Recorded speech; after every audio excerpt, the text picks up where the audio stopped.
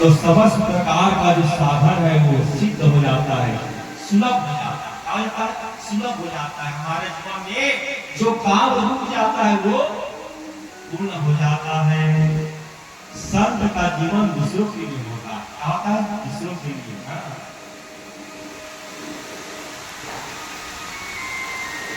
सदैव दूसरों के लिए जीने वाले होते हैं। संत का जीवन और प्रकृति का जीवन दोनों में कोई अंतर नहीं है। प्रकृति का हर एक वस्तु दूसरों के लिए होता है। जैसे प्रकृति का स्वरूप है वृक्ष, नदी, पहाड़, ये सब क्या है? ये सब प्रकृति के स्वरूप है और ये दूसरों के लिए होता है। इसी तरीका से संत का जीवन भी दूसरों के लिए होता है।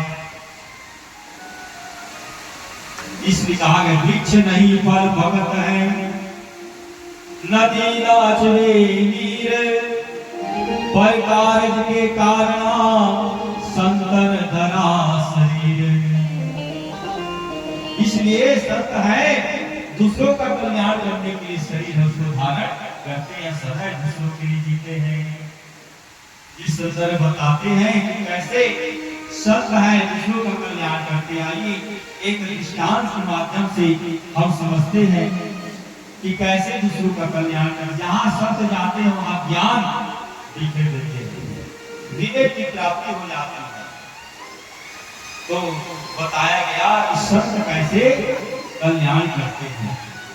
एक गांव था, नगर था, क्या था? एक नगर, और नगर में 5 वर्ष के लिए राजा बनाया जाता था। जैसे कि आज पंचमसी योजना होता है चुनाई, उसी तरीका से वहां 5 साल के लिए राजा बनाते थे। और जहाँ 5 साल राजा पूर्ण होता था उसका समय, तो क्या करते थे? अभी इधर 5 साल जब पूर्ण होता है तो उसका राज उसका पद है वो खत्म हो जाता है। लेकिन इस नगर में व्यवस्था ऐसा था कि जहाँ राजा का 5 वर्ष पूर्ण होता था उसको बर्बाद जबरदस्ती उसको पकड़ लेते थे, हाथ पैर को उठा लेते थे, पकड़ करके गहरी नदी में उसको धकेल के आ जाते थे। क्या करते थे? गहरी नदी में धक्का देते थे। और नदी कितना कैसा है? बड़ा खतरनाक, बड़े बड़े घड़ियाल, बड़े बड़े मगरमच्छ निवास करते थे। यदि वो तैर करके उस पार चला भी गया तो नदी के उस पार में घनघोर जंगल है, बड़े बड़े हिंसक प्राणी रहते हैं। यदि इधर से बच गए तो उधर बचने वाला नहीं है। तो ऐसे नगर में एक महात्मा का वहां प्रवेश हुआ। क्या हुआ? एक संत का प्रवेश हुआ। इसका संत प्रवेश करता है। लेकिन देव से हुआ क्या? 5 वर्ष पूर्ण हो गया था और वहां नगर वाले जो नगरवासी हैं, एक राजा का 5 वर्ष पूर्ण होने के बाद उसको धक्का देकर के नदी से बस आने लगे। और दूसरा राजा बनाने का नियम क्या था? जहां धक्का लगाते थे और उस नगर का जो मुख्य दरवाजा था उसमें कोई भी प्राणी यदि घूमते ही मर जाता था उसी को राजा बना देते थे। तो नगरवासी को पता था कि जिस दिन राजा का धक्का दिए निकासी दिए उस दिन उस नगर के गेट में कोई घूमते फिरते नहीं थे। सुना रहता था, कोई नहीं जाते थे जब तक से कोई मिल न जाए। सहयोग से संत वही पर ढूंढने लगा। जितने दिन नगरवासी दौड़ करके आ करके जयकारे लगाने, महाराज की जय हो, महाराज की जय हो, महाराज की जय हो। संत अरे रहे कहा महाराज आगे इधर उधर देखने लगा, ताकने लगा। फिर महाराज आप कोई महाराज कर रहे हैं, आप हमारे महाराज। तो संत कहने लगे अब तो रमता जोगी बहाता पानी कर रहे, ये राजपाल से क्या लेना देना? नहीं नहीं महाराज, ये हमारे नगर का व्यवस्था है, हम ऐसे ही राजा का चयन करते हैं। सारा उनका नया चयन का प्रक्रिया बताए। भी महात्मा है, अपने तरफ से मना किए जी, लेकिन वहां का नियम है जी बनना है आपको राजा, मतलब बनना है। महाराज जो संत थे कहेंगे अच्छा ये बताओ 5 साल बाद क्या करते हो? तो 5 साल बाद महाराज हम उसको नदी में धक्का देके आ जाते हैं। क्या करते? जबरदस्ती उसके इच्छा के विरुद्ध। तो नदी कैसा है? तो महाराज बड़ा बड़ा मगरमच्छ। तब समझ गया यहाँ के कितना क्या हाल चाल है। तो समझे इसके पहले जो राजा होते थे वो विषय वासना में 5 साल को व्यतीत कर देता था। वो उस बात का ध्यान उसको नहीं रहता था, लेकिन आज संत राजा बना ना, तो आज समाज को सुधारने के लिए, नगर को सुधारने के लिए भी सुंदर सत्संग होने लगा। क्या लग गया? सत्संग होने लगा। सत्संग से क्या होता है? जीवन में विकास आता है। क्या आता है? विकास आता है। तो आइए हम एक भजन हो जाए, इसके बाद आई कथा श्रवण करेंगे। जय हो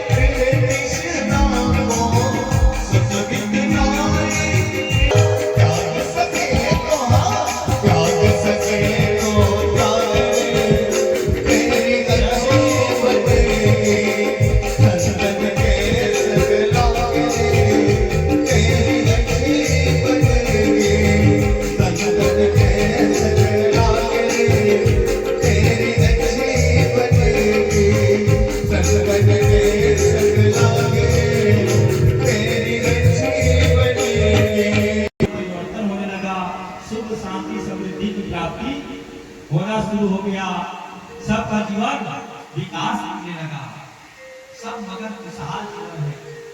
इस तरीका से 2 वर्ष सत्संग चला। उसके पश्चात वो महात्मा रूपी राजा सोचा कि ऐसे सत्संग करने से काम चलने वाला नहीं, कुछ राजा बनने पर काम तो करना पड़ेगा। तो कहा कि तो जी प्रजाओं, हम जो कार्य करने के लिए कहेंगे करोगे ना? हाँ महाराज, आप तो राजा हो, जैसा आदेश दोगे हम कार्य करने के लिए तैयार हैं। चलो जाओं, अपना अपना फावड़ा, उदाली और झोड़ी सब लेकर के आओ। क्या करेंगे महाराज? के वहाँ पर प्रधानमंत्री रोजगार के अंतर्गत भवन आवास बना दिया गया। क्या बना दिया गया? आवास, सुंदर सुंदर वहाँ क्वार्टर बनवा दिया गया। आप एक सत्संग हो गया शुरू, वहाँ पर बैरियर लगा दिया गया जनता के कोई भी सरकारी घर ना है। सत्संग होने लगा। ऐसे करते करते कब 5 वर्ष व्यतीत हुआ, इस बात प्रजाओं को पता चला। इसके पहले प्रजाओं को कहना पड़ता था कि 1 साल हो गया 2 साल क्यों, क्योंकि इससे पहले जो राजा होते थे बड़ा विषयी होते थे, है ना? अपने ही विषय वासना में 5 वर्ष व्यतीत कर देते थे। इधर प्रजाओं को ध्यान नहीं है कि अब 5 वर्ष में 30 दिन बचा हुआ है। कितना? 30 दिन बचा हुआ है। तो राजा महात्मा को ही बताना पड़ गया। क्यों प्रजाओं, तुमको पता है कि पता है जी? तुम्हें क्या पता महाराज? अरे 5 वर्ष होने को है, 30 दिन बचा है, तुम जानकारी नहीं है? अरे 30 दिन बचा है। हाँ, तो उसी को महात्मा कहने लगे, दिन 30 रहे निष्कासन के, दिन 30 रहे निष्कासन के, निपने तब पार ही पार कहो, यही धाम फंसे दिन को भयो, कब को बहुचावन पार चहो। क्योंकि ऐ प्रजाओं, तुमको याद होना चाहिए क्योंकि हमारे किताबी में 30 दिन बचा है। कितना? 30 दिन। महाराज जल्दी 5 वर्ष गुजरने को है, एक बार बचा है। हाँ, तो यही धाम बसे दिन खूब भयो, कब को पहुंचावन पार चहो। तो क्यों भाइयों, ये तो बताओ हमको कब जा रहे हो? तब जितने भी नगरवासी सोचने लगे, सिर्फ पर जो राजा होता था इधर ही मगन रहता था, उधर का उसको होश नहीं रहता था। लेकिन ये ऐसा हमको आज बैरागी राजा मिला, इस बार रहते रहते वो जो खाई नदी था उसको डैम बनवा दिया है। क्या बनवा दिया है? पुल बनवा दिया है, इस पार से उस पार जाने के लिए। अब धक्का देने की जरूरत नहीं है, राजा तो स्वयं नदी पार कर उस पार चला जाएगा। अब उस पार घनघोर जंगल था तो उसको भी कटवा करके क्वार्टर बनवा दिया है। एक आध क्वार्टर इलाज करवा लेगा, वहीं पर ये अपना जीवन व्यतीत कर सकता है। सबको ज्ञान मिल गया है, कहने की हमको तो बैरागी राजा मिला है, क्या संत राजा मिला है। ऐसे राजा को हमको छोड़ना चाहिए। तो समस्त प्रजा करने लगे, भूल नहीं इस पारी के, भूल नहीं इस पारी के, जो रक्षित हो उस पार रहो, जो रुचि हो तुम्हारो प्रभु जी, इस पार रहो या उस पार रहो। महाराज तुम्हार मत पढ़ी कहीं पार रह जाता महाराज, तुम्हारी इच्छा है, लेकिन हम चाहते हैं इसी पार रह जाओ, क्योंकि आपके जैसा और हमको राजा मिलने वाला नहीं है। आप तो महाराज हमारे बारे में सोचने वाले हैं, हमारा सदैव जब से आए आप कल्याण कर रहे हैं। तो महाराज आप जो रुचि हो निकुजू आपका, जैसा आपका इच्छा हो, इस पार रहो या उस पार रहो। महाराज यदि आपका कोई इच्छा है तो यहाँ रुक जाओ, और यदि आपकी इच्छा हो तो उस पार जा करके रह सकते हो। तो ये है संत। क्या है? संत। हाँ, हमारे समाज का नक्शा 2 लोग बदलते हैं, 2 लोग बदलने में सक्षम होते हैं। कौन कौन 2 लोग? तो पहले नंबर में नेता और दूसरा है संत। जब नेता आते हैं तो नेता भी विकास करता है, यातायात के लिए रोड का निर्माण, है ना, शिक्षा का, चिकित्सा के लिए अस्पताल, आने जाने के लिए रोड, नाली की व्यवस्था, हर व्यवस्था नेता जो होते हैं वो करवाते हैं। तो इस तरीका से नगर का भी स्वरूप है, उसे बदलने में सक्षम नेता भी होते हैं। और संत भी, जब संत का भी आगमन होता है तो वो भी परिवर्तन करता है, लेकिन वो भौतिकी परिवर्तन नहीं करता जी, वो मानसिक आध्यात्मिक विकास करता है। क्या करता है? विचार को बदलने वाला होता है। क्या बदलने वाला? विचार को। और जीवन में विचार का होना आवश्यक है। और जब चुनाई आता है तो नेता भी आते हैं, और नेता आता है तो 3 चीज का डिमांड करते हैं। कितने चीज का? 3 चीज का डिमांड करते हैं। कौन कौन से? नेता आता है तो चुनाई समय आता है तो नेता कहता है नोट, वोट और सपोर्ट। क्या कहता है? कहता भैया आप हमें ही वोट देना। क्या देना? वोट। और ऊपर वाले जो होते हैं ना उसकी नोट। क्या कहते हैं? नोट। भैया आप वोट देना और सपोर्ट भी करना और वोट भी देना। तो हाथ जोड़ के नेता जब हमारे बीच में आते चुनाई समय तो नोट, वोट और सपोर्ट 3 चीज का डिमांड करता है। और उसी तरीका से जब संत का आगमन होता है हमारे बीच में, तो वो भी तीन चीज का डिमांड करता है। और क्या क्या चीज? तो कहता है भाइयों, हमको ना नोट चाहिए, ना वोट चाहिए, ना सपोर्ट चाहिए, बता चाहिए महाराज, तो तुम्हारे अंदर में जो खोट है वो हमको चाहिए, तुम्हारे में जो खोट है वो हमको चाहिए। तो संत है क्या लेते जी? खोट को लेते हैं, अर्थात तुम्हारे हृदय में जो काम, क्रोध, लोभ, मोह, मत्सर, ईर्ष्या, द्वेष, छल, कपट जितने भी है सब हमको दे दो और तुम निश्चल हो जाओ। क्या हो जाओ? निश्चल हो जाओ। ये है संत का क्या है? संत का स्वभाव।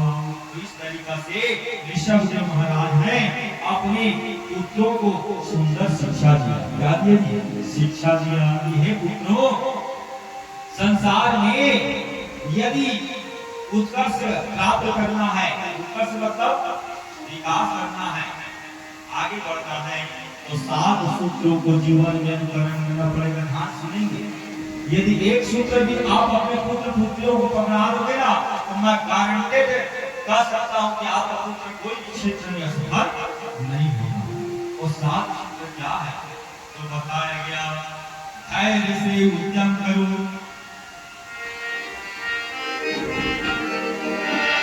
धैर्य से उद्यम करो, भक्ति करो सत्संग, धैर्य से उद्यम करो, भक्ति करो सत्संग, धैर्य से उद्यम करो, भक्ति करो सत्संग, धैर्य से उद्यम करो, भक्ति करो सत्संग। पैसा दबन अनुबंध समझ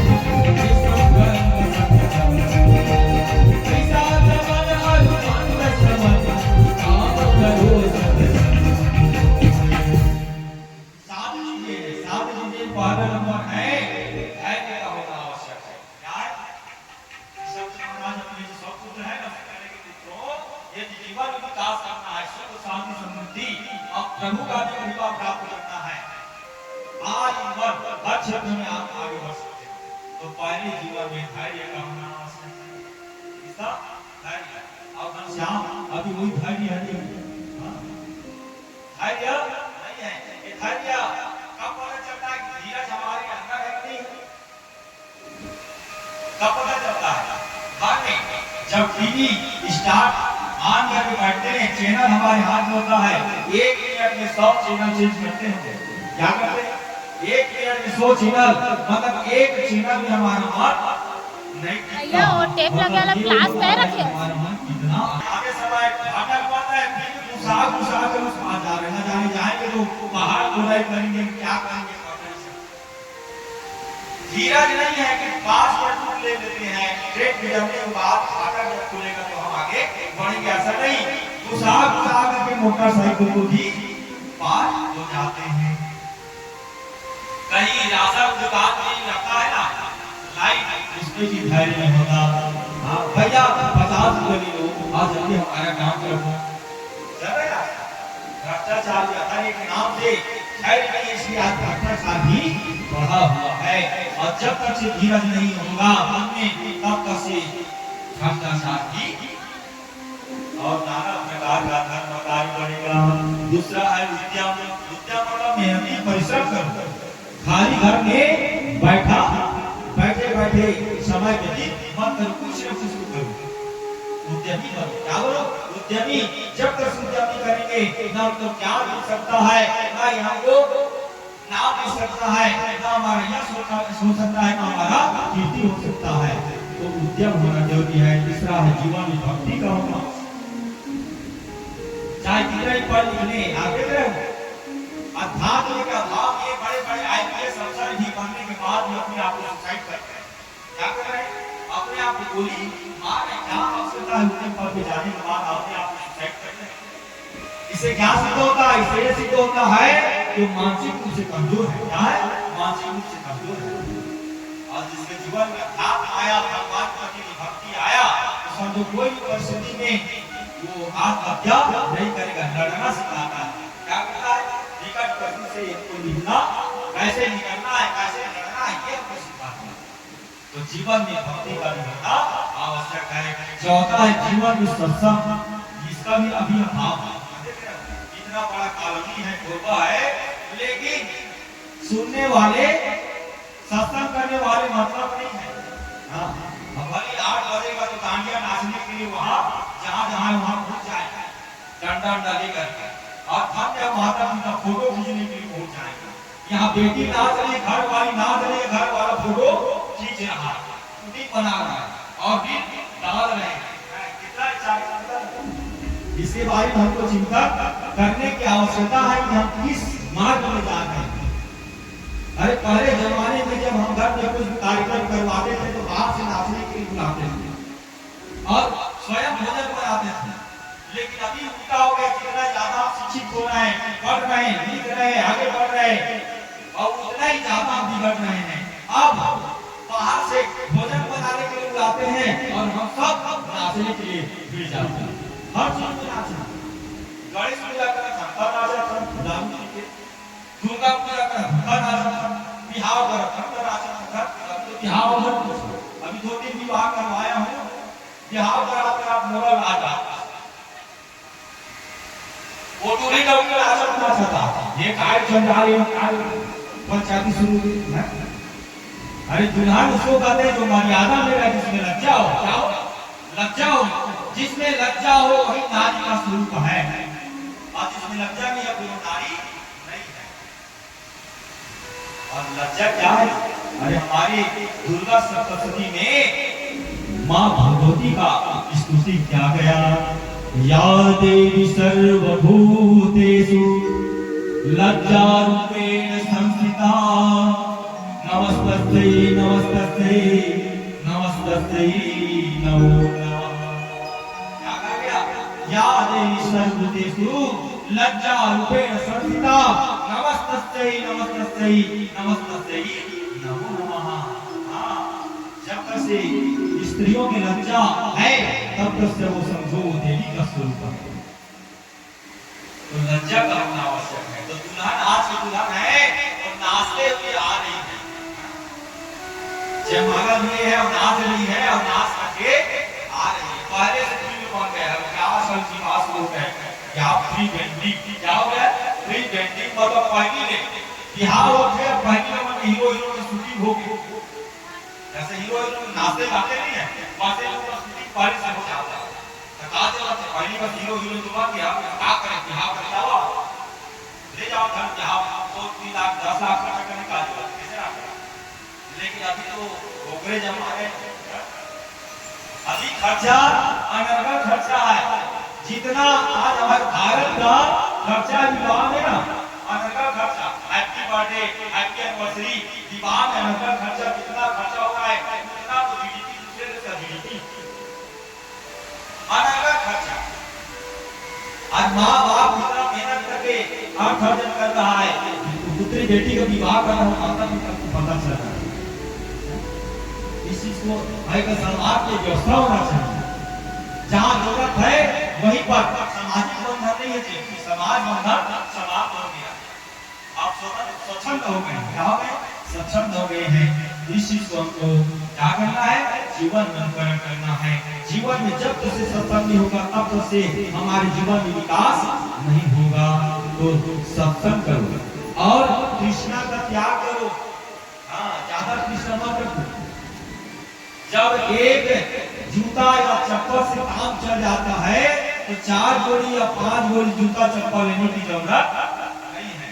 लेकिन अभी घर में जाइए, कुछ दिन आती रही और 10 की जूता चप्पल मांगे घर जाना, 10 दिन आती आ रही सब के बाद उन्हें मांगने बाहर के 2 व्यक्ति रहेंगे और 10 प्रकार का जूता चप्पल रहेगा। बाहर से देखेंगे जैसे लगा कोई मेहमान आया है। आप बाजारी उदाहरण के लिए बिग बाजार चले जाओ, नगर मॉल, वहाँ एक सामान लेने के लिए जाते हैं, लेकिन वहाँ जाते हैं हमारा लिस्ट बन जाता है। ओला ले लो, भूल ले लो, ओला ले कावा, वो कहा लेके चप्पल से नहीं होती, वो जरूरत नहीं है, ठीक ले रहे हैं। अनर्गल खर्चा, तो यही तो हमारा अशांति का कारण है। तो कृष्णा का त्याग करो, क्या करो, अपने इच्छाओं को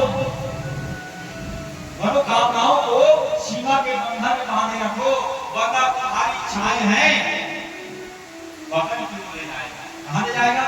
हाँ, पकड़ की ओर ले जाएगा। तुम्हारा बर्बाद होने की देरी नहीं है। और छठवा है द्वंद से निपटने का में साहस होना चाहिए। सातवां निष्काम भाव से कर्म करते हुए अपने जीवन में किए गए सुकर्म को सत्कर्म को प्रभु में अर्पण करना चाहिए। अब इस भाव से भगवान से सदैव निवेदन करना चाहिए कि प्रभु हमारी नैया को आप पार लगा दो। क्या? हाँ, क्या लगा दो? पार लगा दो प्रभु, क्योंकि आपके अलावा संसार में हमारा कोई नहीं है। लगा दो नैया पार मेरी बाके प्यारी, लगा दो नैया पार मेरी बाके प्यारी, लगा दो नैया बाके प्यारी, सुन लो पुकार मेरी बाके प्यारी, लगा दो नैया पार मेरी बाके प्यारी, लगा दो नैया पार मेरी बाके प्यारी, लगा दो नैया पार मेरी बाके प्यारी।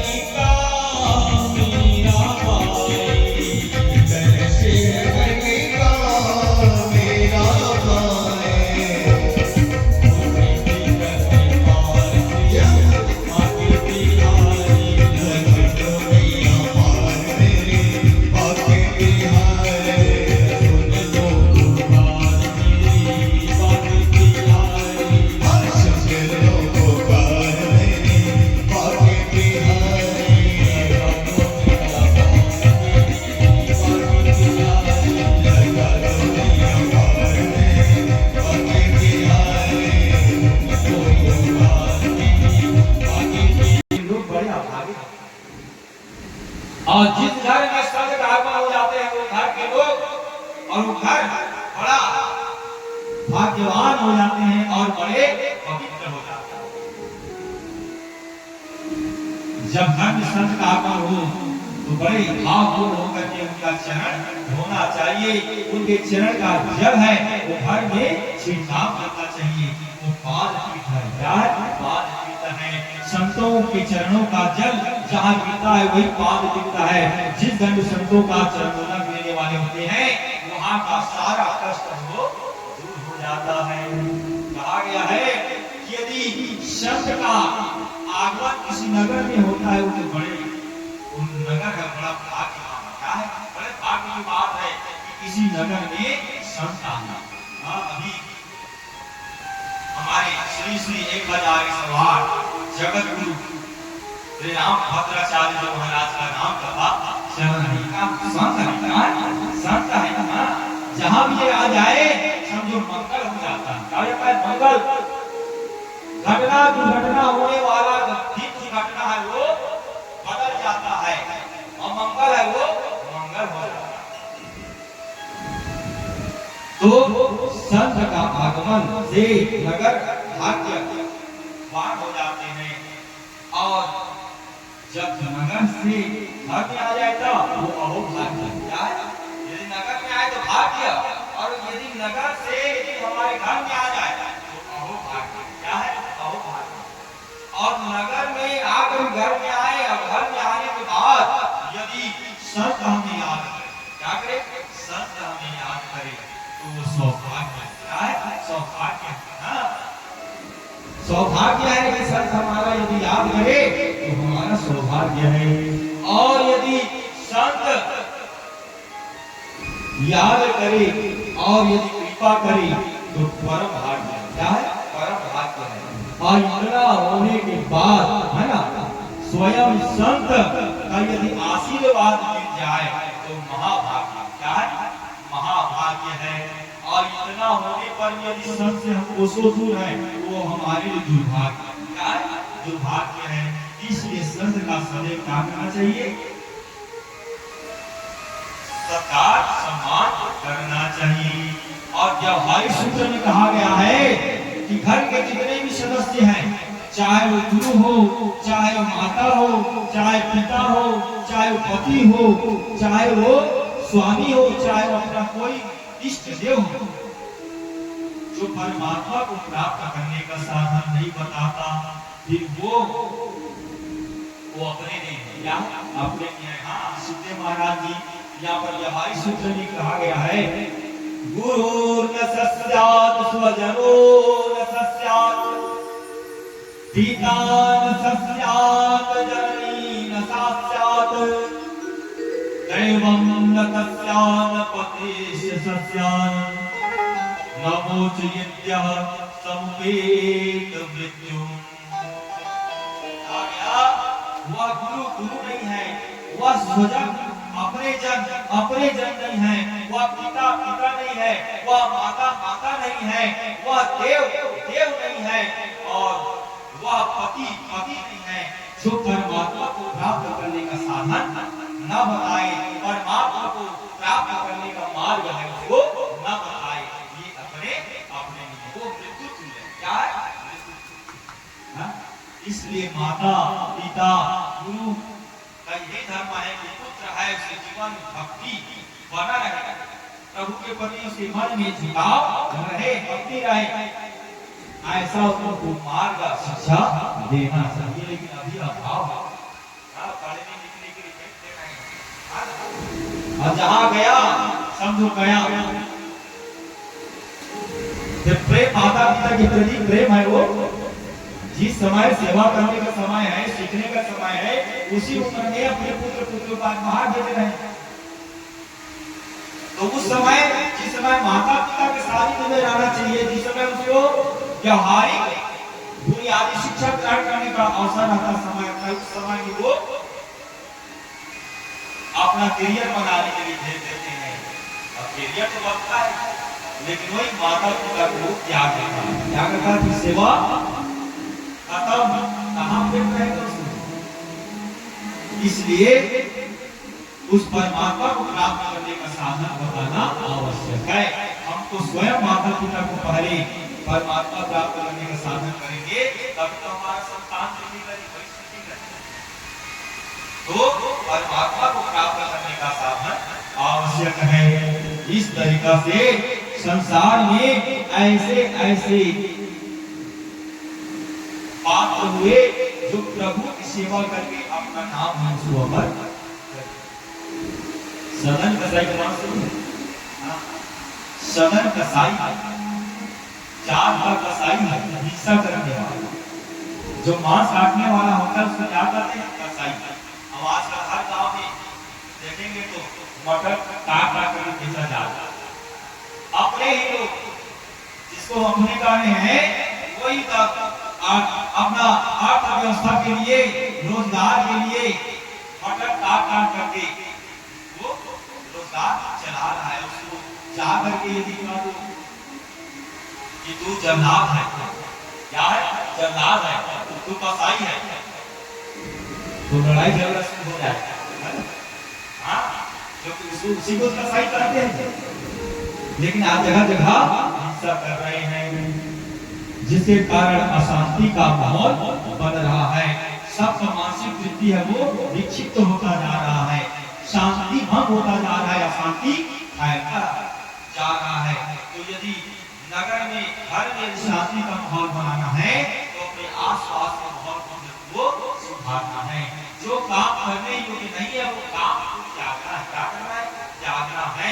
तो इस तरीका से हमारे पुराण में एक सदन नाम का कसाई हुआ, सदन कसाई, जो भगवान का परम भक्त था।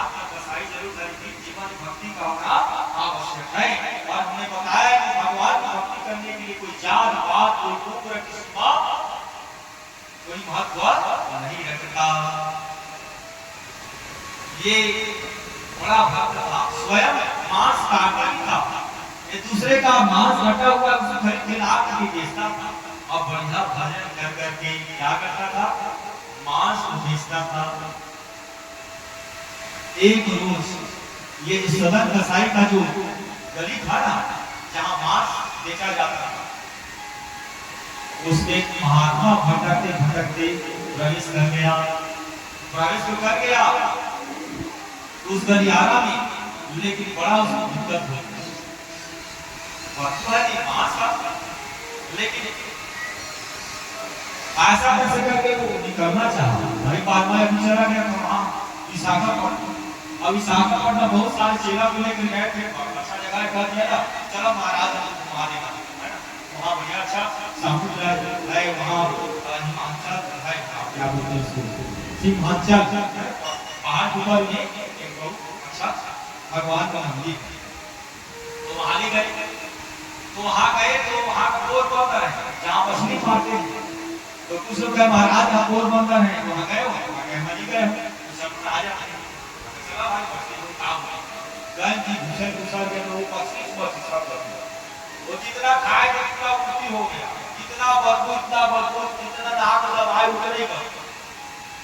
तो इस तरीका से महात्मा जी है वहां भी घुस गया, लेकिन जैसे ही नाक बंद करके आगे बढ़ने लगा, तो सदन कसाई का जो स्टोर था वो स्टोर से जैसे ही गुजरने लगा तो उनका तराजू में एक बटखरा लगा था। क्या तराजू में उसका एक तौलने का तो क्या था? शालिग्राम का। क्या था? शालिग्राम का। शालिग्राम का तौल बनाकर वो बेचता था, लेकिन उसको क्या करना? शालिग्राम सुत गंडकी सदन बनाया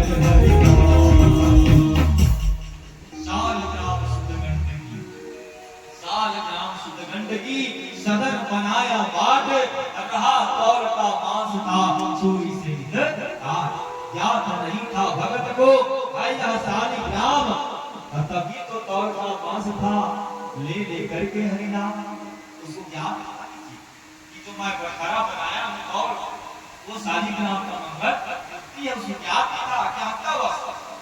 लेकिन बड़ा भक्त मानव होकर के मान जरूर देता था, लेकिन भगवान का भजन कर करके वो मांस बेचता था।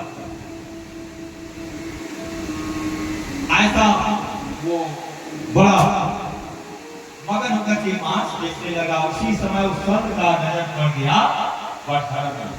राम राम राम राम, ये मांस तौल कर बेच रहा है मतलब।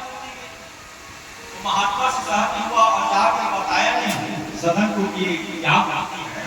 कहे सदन, कहे हाँ महाराज, ये तुम्हारी इच्छा होता तो जो बटखरा बनाया उसको दे दे, ले जाओ महाराज, ले जाओ दूसरा ले और उसको दे दिए। महात्मा ले आए घर और ला करके पंचामृत अनवाय कर सिंहासन पधराय, सिंहासन पधराय, पंचामृत अनवाय कर सिंहासन पधराय, कोई पूर्ण अर्चा अस्तुति कोई पूर्ण अर्चा अस्तुति। साधु महाराज ले गए अपने घर और घर लेकर के उसको पंचामृत अनुवाई करा। पंचामृत उसको नहाए, शुद्ध जल स्नान कराए, आसन में पधराए। उसके बाद उसको आसन में पधराए, कुमकुम चंदन इत्र बबुल गुलाल पुष्प नैवेद्य सब लगाए। अब उसके बाद साधु वर्चा में नहीं रहा सदन सा भाव, और सपने में प्रभु आए कर प्रकट किया निज चाव। अब उसके बाद पूजा होने के बाद ही उसका स्थिति शुरू हो गया। महात्मा का काज, महाराज मेरे घर में पंखा नहीं है, पंखा मिल जाता महाराज तो अच्छा हो जाता। मेरा कुटिया टूट रहा है महाराज, कृपा करते कोई भक्त मेरे कुटिया को बना देता। और उसे जब भी मंदिर जाते हैं एक डिमांड लिस्ट बनाए जाते हैं, भगवान से मांगते जाता है और पूजा कम करता है। हम उपवासो रखते ना तब कुछ डिमांड देने का उपास निस्वार्थ भाव से नहीं रहते। हाँ कई जगह नवरात्र तो पहले भागना होता ये दुर्गा मैया बोले फलाना काम हो जाती सब तुम नवरात्रि व्रत रखते। अब नदी का बदलने जाता है फ्रेंड्स वृंदावन धारी लाल की जय लेक्चरर्स बने बहुत हां तो जो है होना चाहिए है ना। अरे राम की तस्वीर मांगेंगे, अरे उसको साधने के लिए, उसको प्रसन्न करने के लिए हम व्रत नहीं करेंगे, उपवास नहीं करेंगे, इसलिए नहीं करेंगे। आवश्यक है, अरे कुछ भी वस्तु की आवश्यकता होता है तो अपने माता पिता से मांगते हैं, वो तो जगत पिता क्या है, जगत पिता। तो जगत पिता से मांगेंगे तो और किससे मांगेंगे। और आवश्यक है हम व्रत रहेंगे, उपवास रहेंगे, पूजा करेंगे, तभी तो हमारे विचार में वैराग्यता आएगा, तब तो ज्ञान की प्राप्ति होगी, तब तो ज्ञान है, भक्ति है, उसको समझेंगे क्या होता है भक्ति। तो जीवन में वो साधु पिता के विमान की तो मसाले का भगवान का विचार लीजिए। अरे आज ही ये महात्मा दिवस को लाए और जहाँ पूजा पाठ हुआ ये डिमांड पर डिमांड कर रहा है, लेकिन हर है वो मेरा भगत सदन का साई आपका दिन लोग कर रहे हैं, कोई तो मांगते कुछ बोल कर रहा है तो सपना भी सुना। और सपना क्या कहा, अरे संत तो शीघ्र ही थे जिस सदन के पास, और उस जन मुझे न चैन है क्या तो मेरी आस। ऐ संत, ऐ महात्मा जी, काल निहत्ता हो तो जल्दी पर पहुंचा, अगर मेरा परम भक्त सदन के पास है ना, रोज मुझे न चैन है त्यागो मेरी आस, मेरा त्याग करो, मुझसे कोई प्रकार का समझ तो सपना पर क्या हो गया महाराज, क्या अपराध हो गया, बोले सोच क्या हो गया, तो कहने लगा किसमें तौलेगा आमिष बेचारा, किसमें तौलेगा आमिष बेचारा, तैने छुड़ाया है झूला हमारा, भगत नाम ले लेके कीर्तन है गाता, और करो नित्य मुझे भक्त है भाता। कहेंगे अरे संत तूने क्या लाया, तूने तो मेरा झूला छुड़ा, झूला बढ़िया करके बहन झूला छुड़ा, हमारा कोई देखने वाला तो झूला तो कहा है देख वो झूला मैं जाता कृष्ण झूला जी खा रहा झूला। तराजू में एक तरफ बरकरा बन करके भगवान को वो अज्ञाता ज्ञात नहीं है, लेकिन भगवान को चाहे जान को जी चाहे राम की तुलसी अपने राम को बीज भजो या कीजे, एक बड़ो सो जाती है उल्टो सीधो दीजिए। भगवान के नाम को चाहे अजान से जपो या अजान से जपो, आपको मंगल मिलेगा ही, आपका मनोकामना पूर्ण होगा। तो झूला झूलाता है, झूलाया है झूला हमारा, झूला हमारा वही तरह एक तरफ वही और बन करके शालिग्राम भगवान बैठा रहता था, और एक तरफ मांस रखता था, तो मांस कम हो जाए तो भगवान नीचे और ज्यादा हो जाए तो खट के ऊपर, है ना, कम ज्यादा हुआ है तो मस्त मटक मटक हुआ बढ़िया मस्त झूला झूला देख भाव ना, भगवान को भाव चाहिए, भगवान भाव से इसने हम नहीं निकाल देगा तुम्हारा मांस ला के उसी को उठा भगवान प्रसन्न कर, ये भाव का फल है, क्या है भाव। भगवान को यदि दिखाना है तो यहाँ भाव का होना आवश्यक, बिना भाव का आप भगवान को प्राप्त नहीं कर सकते। आज वही भाव भली मांस अपने कर्मानुसार से वो मांस बेचता था, लेकिन भजन करते करते भगवान को मगन होकर के झूला झूलते थे, कहा कि अरे संत मुझे शीघ्र वहां पहुंचा।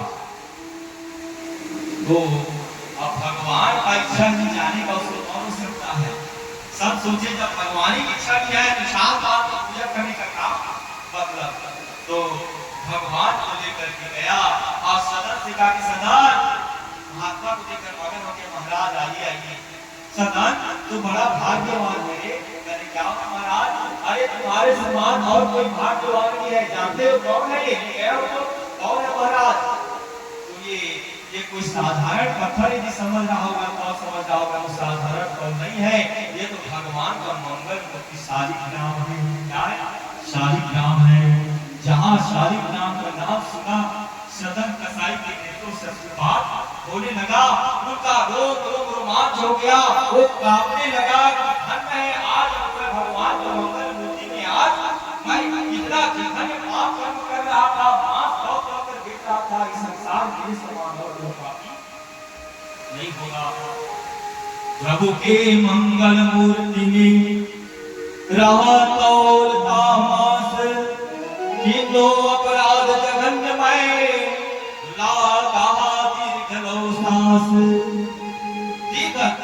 सांस खींच करके सहम गया, कहने लगा मैं तो बड़ा पापी हूँ, क्या कहने लगा पापी हूँ।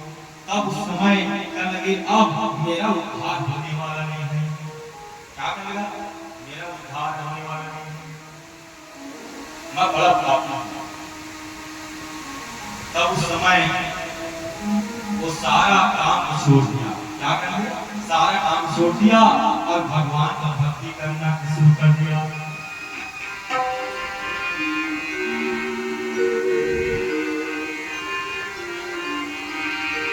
भक्त बनता हूँ मगर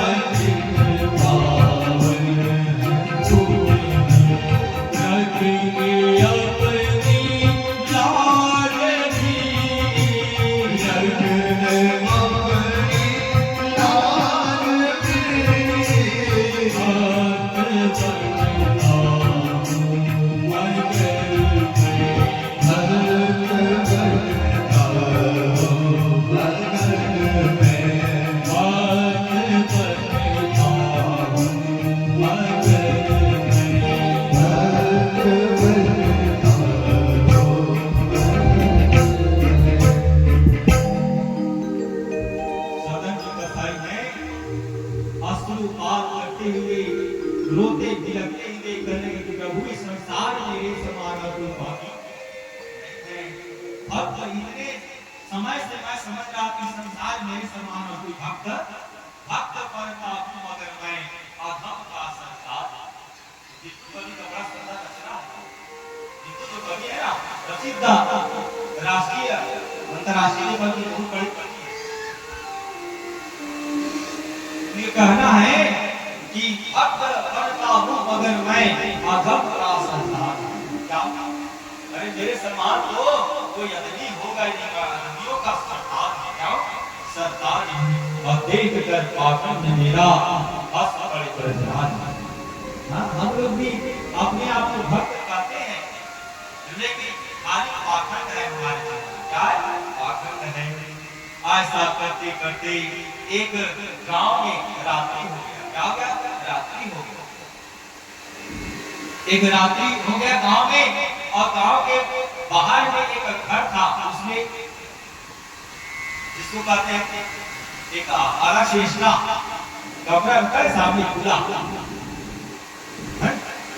जब छत्तीसगढ़ी का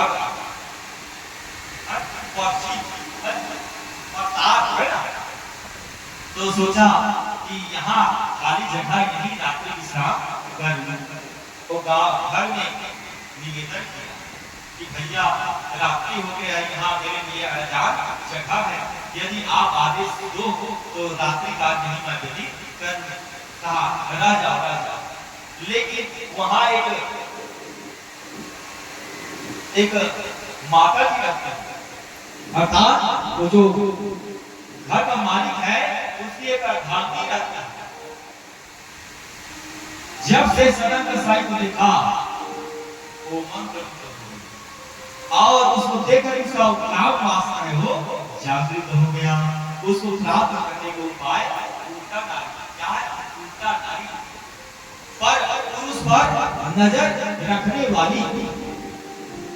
रात्रि का हुआ, जब उसका पति सो गया तो छुपते छुपाते हुए आया और प्रसाद सो रहा जो सदन कसाई है ना, वो कहने लगा युवक तुम बड़े सुंदर हो और तुम्हारी सुंदरता को लेकर हम बड़े आकर्षित हैं, तो ऐसा करो आप हमारा वर्ण कर लो, हमारा इच्छा पूर्ण करो। जब ऐसा निवेदन किया तब तो भक्त है नहीं करेंगे घर पर आओ भारी माँ तो समान नीचे पर नारी करके माँ आप तो मेरे लिए माँ समान जाओ, माँ समान हो। मैं सिर्फ आपको मातृ रूप में मैंने आपका दर्शन किया है, मेरी नजर में आपके प्रति कोई गलत भाव नहीं है, तो मैं आपका इच्छा पूर्ण कर सकता हूं। यदि आप चाहो तो मुझे पुत्र मान सकते हो, पुत्र बन करके मैं आपका हर इच्छा पूर्ण करने के लिए तैयार हूं, लेकिन आप जो कर रहे हो नहीं हो सकता, क्योंकि आपका पति आपके घर में है, उसके रहते हुए आपको ऐसा करना शोभा नहीं देता।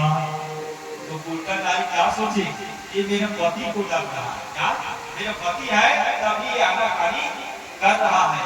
क्या ये जो उल्टा नारी अपने इच्छा को पूर्ति के लिए, क्षणिक आनंद के लिए क्या किया, अपने सोए हुए पति को वो खट के द्वारा सर अलग करके उसको वही सोते हुई स्थिति में मार दिया।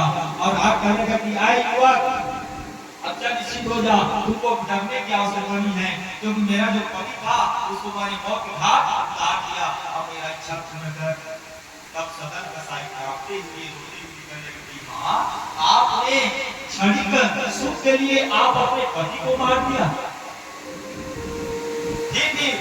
माँ आप मेरे लिए माँ हो, माँ के समान हो, मैं आपका ये इच्छा पूर्ण नहीं कर सकता। एक सिरे से उनका जो इच्छा है उसको नकार दिया।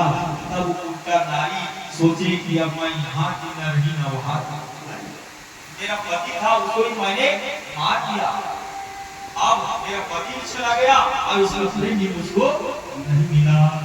तब उस समय जब उसका जादू ही चला न जादू भगत पे गई अधिक झल्लाय, अब दुष्टा की दृष्टि में पातक बधी लगाई।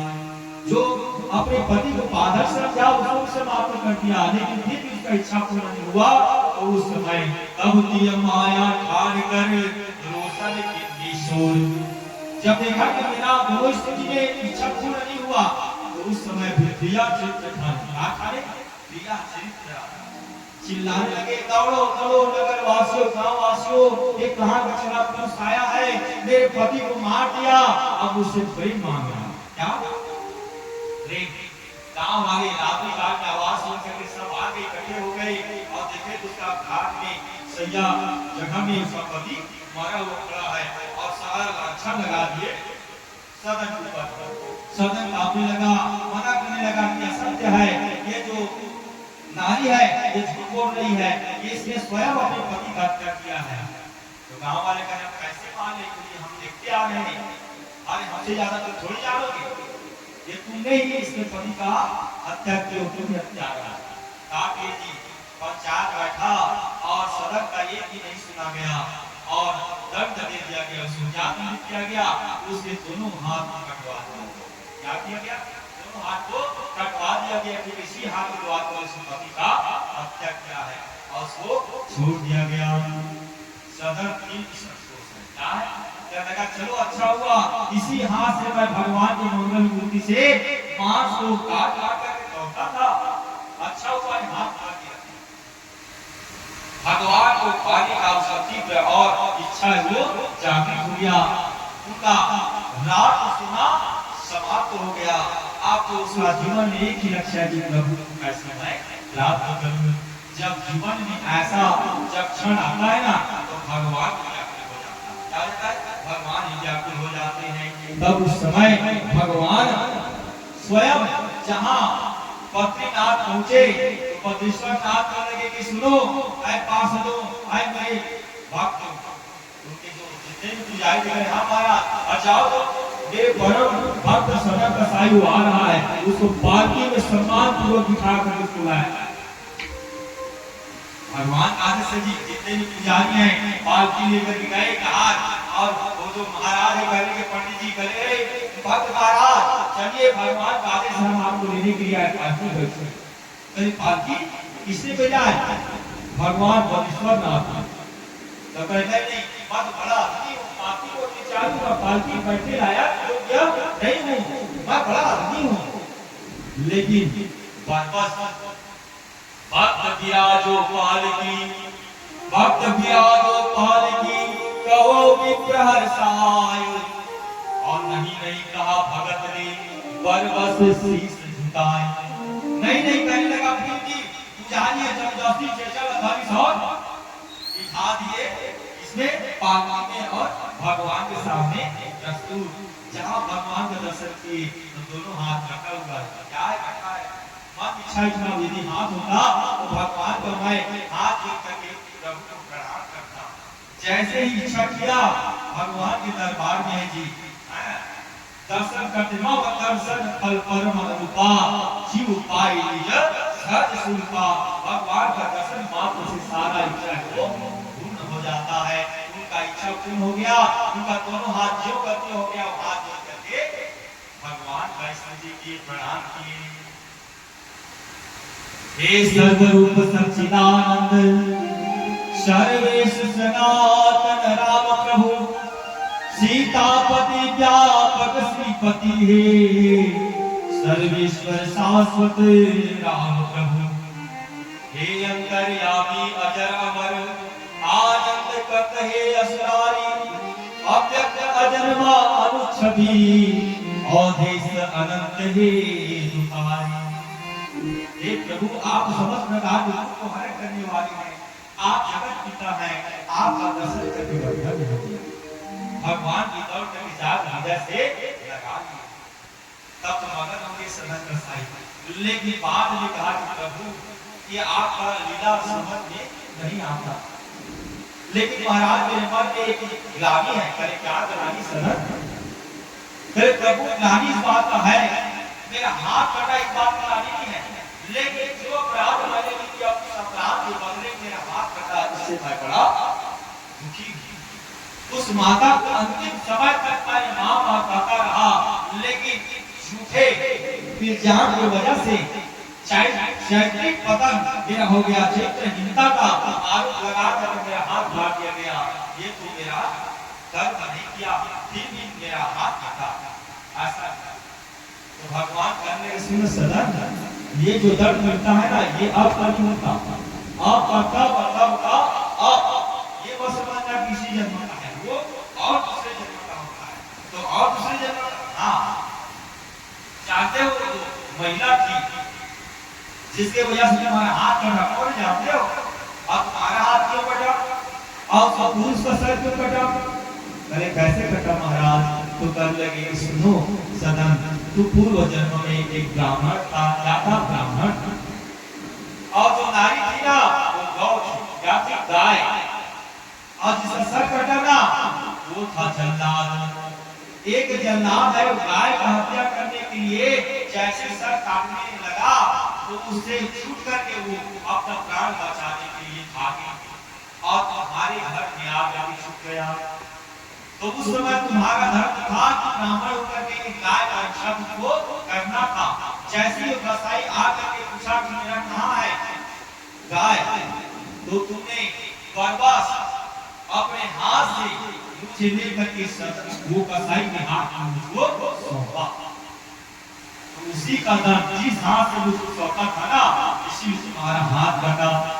और उस जन्म में मैं गाय थी और कसाई ने मेरा सर काटा, तो इस जन्म में वही कहा है एक स्त्री का रूप बना करके जन्म लिए और उसने उसका संतान दिया।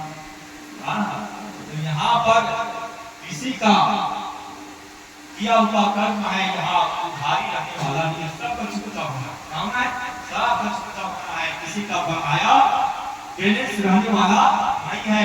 इसलिए सोच समझ करके कर्म करना चाहिए। क्या करना चाहिए? सोच समझ करके कर्म करना चाहिए, ताकि आने वाले समय में उसका हमको विपरीत फल ना मिले। ऐसा हमको कर्म सोच समझ के वो करना चाहिए। तो इस तरीका से भगवान भी भक्त के अधीन क्या क्या करने को तैयार होते हैं। तो बस सत्य हमारे जीवन में प्रभु को प्राप्त करने का क्या होना चाहिए? एक उत्साह होना चाहिए, उमंग होना चाहिए। इस तरीका से ये पवित्र सदन साहित्य की कथा है, इसे सुनाते हैं। अध्याय सद्गुरु वृंदावन हरिलाल की जय।